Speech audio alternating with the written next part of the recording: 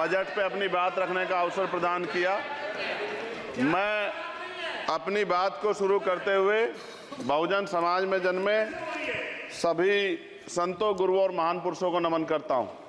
साथ साथ मैं भारत की महान जनता का भी धन्यवाद करता हूं कि उन्होंने लोकतंत्र की रक्षा इस बार की है।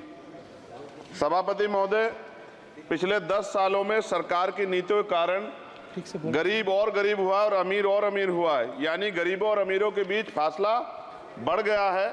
सारे देश की संपत्ति को चंद अमीरों के हाथ में दे दिया गया है। ये हमारे संविधान की मंशा और समतावादी समाज के लक्ष्य के खिलाफ है।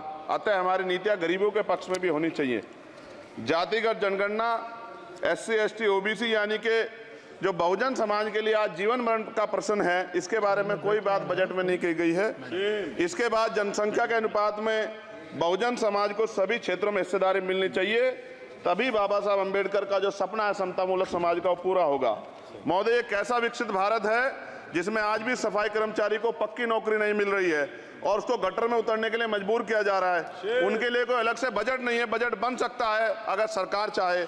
SC, ST को जो सब प्लान मिलता था, SPC का जो पैसा मिलता था, वो बजट से हटा दिया गया है। साथ साथ देश के स्तर पे आशा, आंगनबाड़ी, भोजन माता, ग्राम सेवक, PRD जवान, होमगार्डों के मानदेय में बढ़ोतरी नहीं हुई है।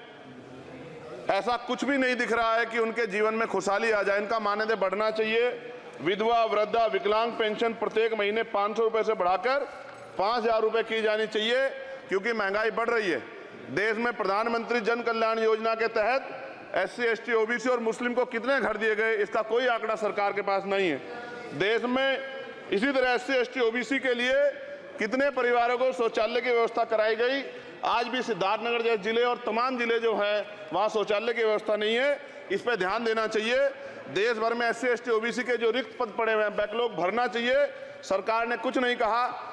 ये कैसी विश्व की 5वीं अर्थव्यवस्था है जिसमें आज भी SC, ST पे अत्याचार हो रहा है, महिलाओं के साथ रेप हत्या हो रही है। NCRB का डाटा पढ़ेंगे तो खून के आंसू रोने पड़ेंगे। युवा बेरोजगार है, सड़कों पे 80 करोड़ लोगों को 5 किलो राशन में जीवन यापन करना पड़ रहा है।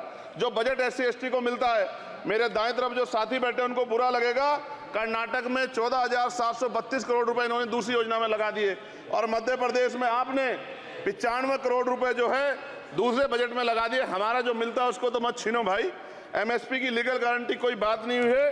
किसानों को जो 6,000 रुपए मिलते हैं उसको बढ़ा के 12,000 रुपए करना चाहिए और फसल बीमा जो है उसका सारा प्रीमियम सरकार भरे, किसानों पर बोझ ना लगे। रिजर्वेशन प्रमोशन में लागू नहीं किया गया, पुरानी पेंशन को बहाल नहीं किया गया, इस पर चर्चा नहीं हुई। देश में मनरेगा समेत न्यूनतम मजदूरी की दर 700 रुपए होनी चाहिए। समान काम समान वेतन पॉलिसी लागू होनी चाहिए। जो रसोई की चिंता करते हुए 500 रुपए प्रति सिलेंडर से ज्यादा के दाम नहीं होने चाहिए, जो महिलाओं को राहत मिल सके। बिजली के दामों में भी कमी होनी चाहिए। बेरोजगार युवाओं को 5,000 रुपए भत्ता मिलना चाहिए, जो बेरोजगार युवा जो है अपनी पढ़ाई या अपना खर्चा उठा सके। मैं अपने क्षेत्र के विषय में महोदय आपसे कहना चाहता हूं कि पश्चिम यूपी में नगीना में एक एम्स बनना चाहिए, एक IIT बननी चाहिए, एक IIM बनना चाहिए। नगीना लोकसभा में उद्योग धंधे लगने चाहिए। नगीना की कताई मिल जो है उसको पुनः शुरू कराना चाहिए।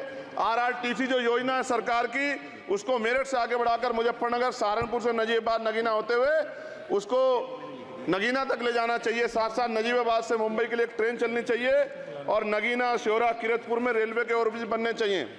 सभापति महोदय, सामाजिक न्याय मंत्रालय को 13,000 करोड़ रुपए दिए गए और जनजाति कार्य मंत्रालय को 13,000 करोड़ रुपए दिए, कुल 26,000 करोड़ रुपए, जो कुल बजट 48.20 लाख का लगभग 0.54% है।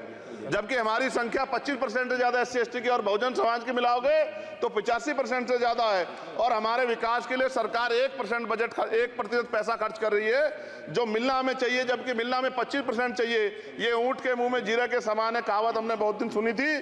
पिछले लंबे समय से हमारे साथ धोखा हो रहा है, लेकिन अब ये नहीं चलेगा। चंद लोगों की तराजू से देश के संसाधन नहीं बटेंगे। इस देश का बहुजन समाज बर्दाश्त नहीं करेगा। संसाधन का बंटवारा संख्या के आधार पे होगा। माननीय काशीराम साहब नारा लगाए थे, ना तो वोट हमारा राज तुम्हारा चलेगा, और आज हम कह रहे हैं ना ही वोट हमारा और नोट तुम्हारा चलेगा। इस बात का भी ध्यान जो है सरकारों को देना पड़ेगा।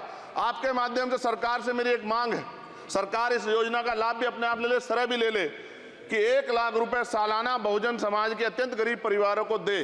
10 लाख करोड़ रुपए खर्च होंगे, लेकिन इस 1 लाख रुपए की योजना से एक झटके से एक परिवार में परिवार गरीबी की रेखा से ऊपर आएगा और इनके बच्चों को कुपोषण खत्म होगा, अच्छी शिक्षा मिलेगी, महिलाओं को सम्मानजनक जीवन मिलेगा और इससे वास्तव में सबका साथ सबका विकास का नारा सार्थक होगा।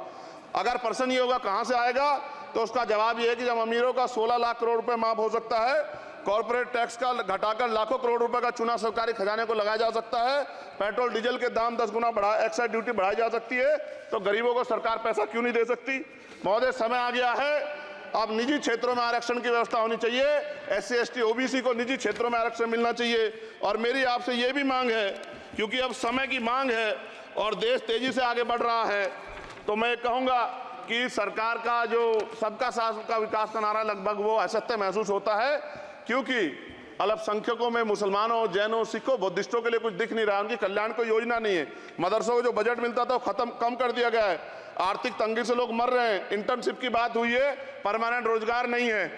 और दिल्ली में क्या हुआ बच्चों के साथ कल, उनकी सुरक्षा की जिम्मेदारी क्या है, वो आए तो बनने थे IAS IPS और बन क्या गए, लाशें बन के गए, यहाँ से कोई ध्यान नहीं दे रहा है, किसी की नजर नहीं है। साथ साथ मैं आपसे ये भी आग्रह करूंगा कि हम ग्रामीण क्षेत्रों से आए लोग देश से बड़ा प्रेम करते हैं और हम ये महसूस करते हैं कि सरकारें हमें सुनेंगी, सरकारें हमारे बारे में सोचेंगी, लेकिन ऐसा महसूस हो जाता है आज़ादी के 75 साल बाद, और जिसको अमृत काल कहा जा रहा है, आज भी SC ST OBC के लोगों पर अत्याचार हो रहा है। अभी 2 दिन पहले गोली से उड़ा दिया गया गाजियाबाद में और राजस्थान में गर्दन काट दी गई। ये घटनाएं देख के डर लगता है, घर से निकलते हुए भी कि आने घर वापस लौटेंगे नहीं लौटेंगे।